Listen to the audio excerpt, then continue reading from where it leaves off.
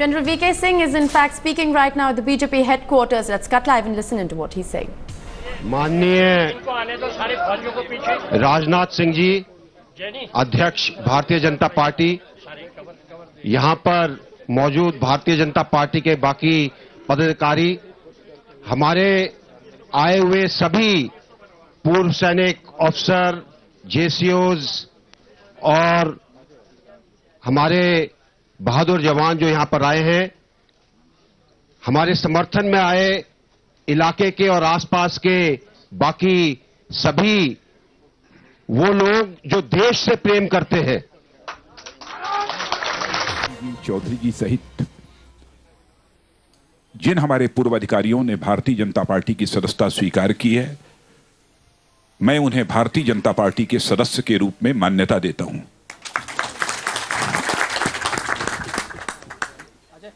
मित्रों, आप सभी जानते हैं, कोई भी संस्था अथवा कोई भी सेवा जिसके प्रति हमारे देशवासियों के मन में बेहद सम्मान है, तो वह संस्था और वह सेवा सेना की है, मिलिट्री की है। सर्वाधिक सम्मान उसके प्रति है।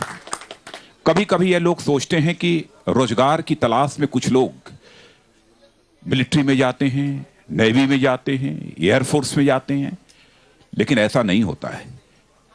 इन सेवाओं में वही जाने की हिम्मत कर सकता है जिसके कलेजे में जान होगी, जिसके कलेजे में देश के लिए कुछ कर गुजरने की तड़पन होगी। हर व्यक्ति यह नहीं कर सकता। मैं इस बात को जानता हूं, क्योंकि जब मैं भी पढ़ रहा था, उस समय भी हमारी यह इच्छा थी कि मैं मिलिट्री में ऑफिसर बनूंगा, और मैंने रिटन एग्जामिनेशन भी सेकंड लेफ्टिनेंटशिप का मैंने सार्ड सर्विस कमीशन के माध्यम से दिया भी था। लेकिन उस समय हमारी एमएससी फर्स्ट ईयर की परीक्षा नहीं हुई थी, इसलिए हमारे परिवार वालों का आग्रह था कि नहीं, आपको उसमें नहीं जाना चाहिए। इसलिए मैं दुर्भाग्यवश नहीं जा सका ये मुझे कहने में, ताकि मैं सेना में रहकर मैं भी अपनी इस देश को सेवा दे सकता। जहां तक सेना का प्रश्न है, लोग यह सोचते हैं कि जब दुनिया के दूसरे देशों के साथ कोई युद्ध होता है, तो युद्ध के समय ही सेना के जवानों को, सेना के अधिकारियों को अपने पराक्रम का, अपने कौशल का परिचय देने की आवश्यकता होती है, अथवा अपना जान जोखिम में डालने की आवश्यकता होती है। यह सच्चाई नहीं है। चाहे युद्ध काल हो अथवा शांति काल हो, किसी भी संस्था और किसी सेवा के लोग बराबर अपनी जान को हथेली पर लेकर चलते हैं, तो हमारे सेना के लोग लेकर चलते हैं, और हमारे नेवी के लोग लेकर चलते हैं, एयरफोर्स के लोग लेकर चलते हैं।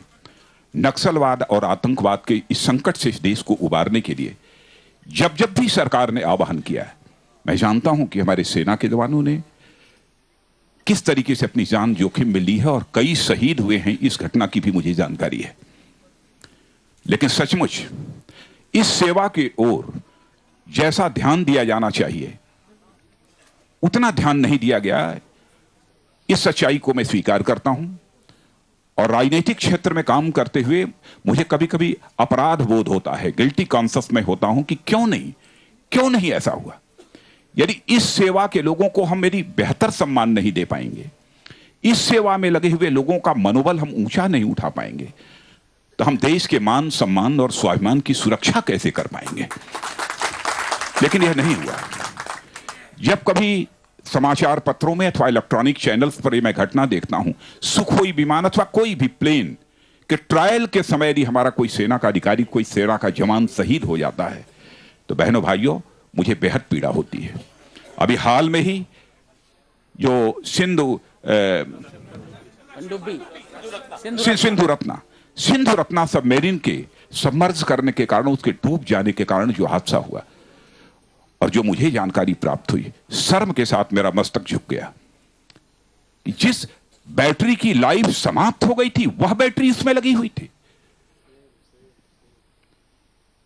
क्या हो गया है इस हुकूमत को?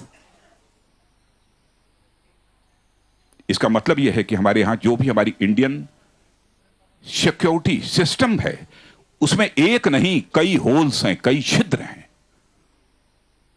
क्या यह सरकार की जिम्मेदारी नहीं है कि हमारे इंडियन सिक्योरिटी सिस्टम इतना टाइट होना चाहिए, इतना वेल सिक्योर्ड होना चाहिए कि भारत का ही नहीं बल्कि दुनिया की कोई ताकत है जिसमें कोई होल करने की कोशिश करे तो वो कर न सके। क्या हो गया है? सेना के मॉडर्नाइजेशन के बारे में, सेना के अपग्रेडेशन के बारे में मैं जानता हूं हमारे जो भी सेना के अधिकारी, general BK Singh ji, general Chaudhary जी, जनरल अवस्थी, ये सब सारे जितने हमारे अधिकारी, मिस्टर बारदोली, ये सब सारे लोग जितने बैठे हैं, इन अधिकारियों ने कई बार प्रेस में आकर नहीं कहा है, संबंधित मंत्री से, प्रधानमंत्री से बराबर अनुरोध किया है कि सेना का किस तरीके से मॉडर्नाइजेशन होना चाहिए, सेना का किस तरीके से अपग्रेडेशन होना चाहिए। लेकिन सचमुच जो तवज्जो दी जानी चाहिए थी वह तवज्जो नहीं दी गई है।